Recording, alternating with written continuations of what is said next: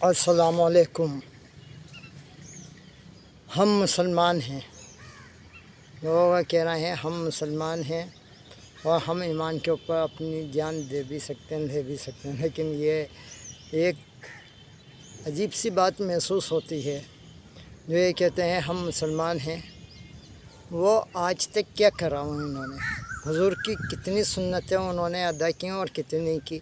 کیا آپ نماز پڑھتے ہیں؟ نماز کا ٹائم آئے تو آپ بھاگ جاتے ہو کوئی نہ کوئی بہانہ بنا کے، نہ تو نماز پڑھتے ہیں آپ۔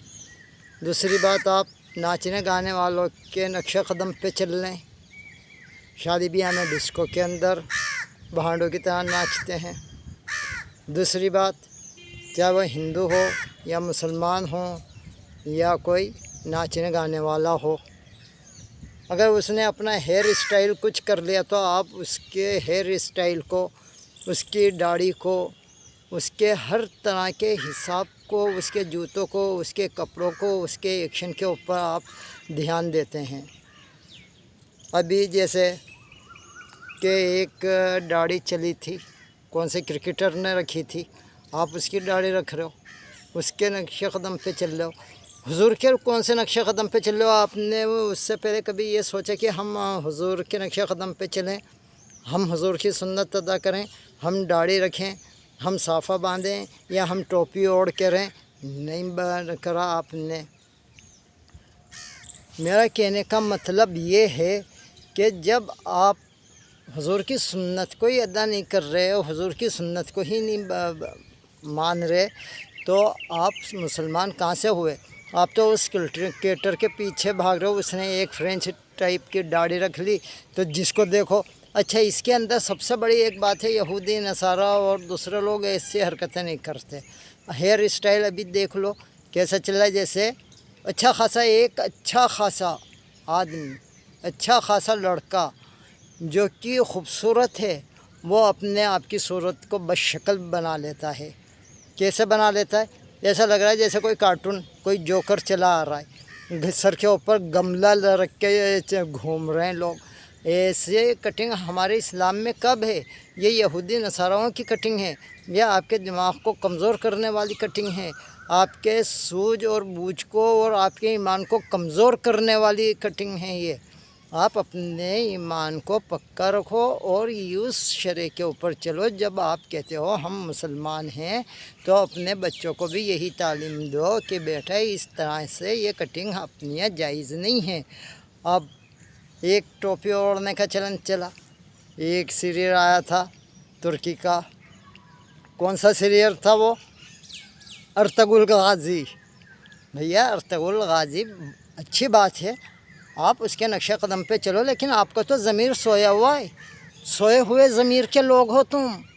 تمہارے کو کوئی کہیں پر بھی مارے، تمہارے کو کوئی نہیں فرق پڑے گا۔ اگر بھائی بھائی سے لڑے گا اور کوئی مظلوم ہے، کمزور ہے، تم اس کو دباؤ گے، اس کو مارو گے۔ تمہارے میں اتنی طاقت نہیں ہے اپنے سے زیادہ طاقتور سے لڑ سکو، جو تمہارے سے نیچے کمزور ہوگا نا اس سے لڑو گے۔ ارطغرل غازی نے کیا کرا تھا؟ ارطغرل غازی نے کیا کرا تھا؟ اس کا ضمیر کیا تھا؟ اس کا ایمان کیا تھا؟ اس کی داڑھی کیا تھی؟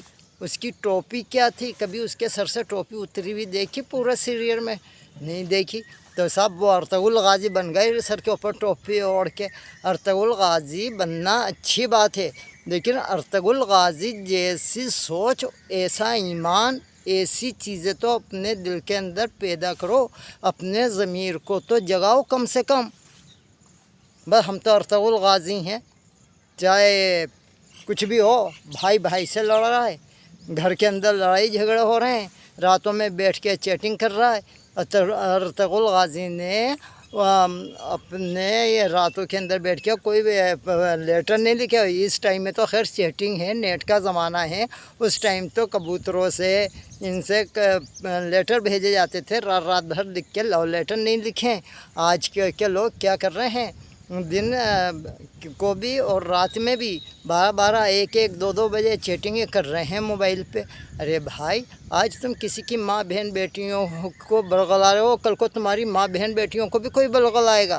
آپ یہ کیوں نہیں سوچتے ہو، آج ہم کسی کے ساتھ چیٹنگ کر رہے ہیں تو کوئی ہمارے گھر کے اوپر بھی چیٹنگ کر رہا ہوگا، तुम तो मोहल्ले के कोने में बैठे हुए पड़े हो और तुम्हारे घर के ऊपर भी कोई ऐसा कर रहा हो तो तुम्हें क्या मालूम है?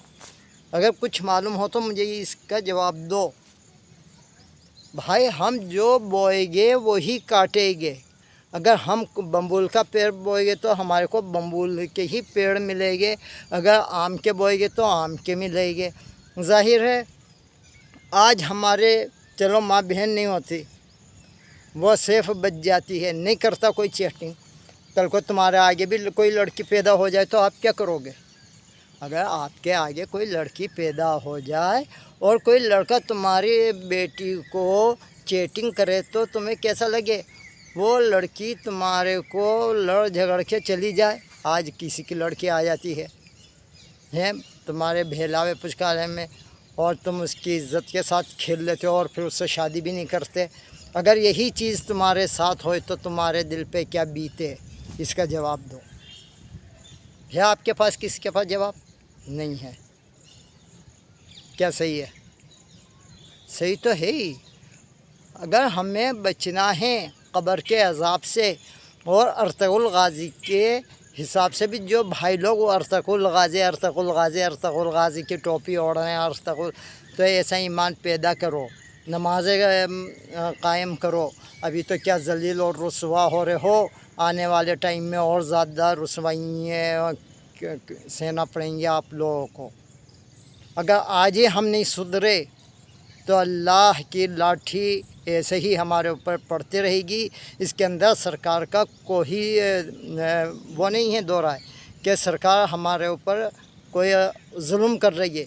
सरकार अपना काम कर रही है, जबकि अल्लाह ख़ुद कहता है कि जब मेरे बंदे भटक जाएंगे तो मैं उनके ऊपर ज़ालिम बादशाह हुक्मरान नाजिल कर दूँगा, और वही हो रहा है। अगर आज आप सच्चे दिल से ईमान से अल्लाह को याद करो और अल्लाह की तस्बीह करो, नमाज़ें अदा करो, तो कौन किसकी ताकत है जो हमारे को बुरा कह सके या आतंकवादी कह सके? नहीं है।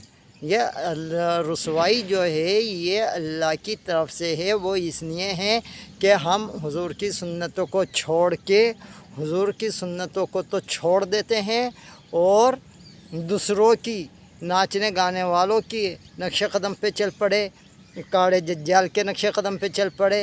एक क्रिकेटर है, उसने दाढ़ी रख ली तो ऐसी फ्रेंच दाढ़ी तुमने रखना शुरू कर दी।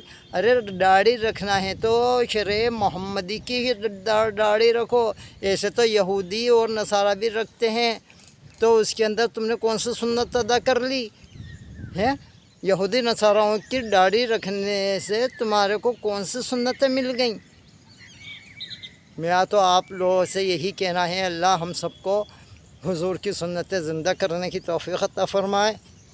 अल्लाह बहुत बड़ा रहम करने वाला है, वो रहमान है, रहीम है, करीम है।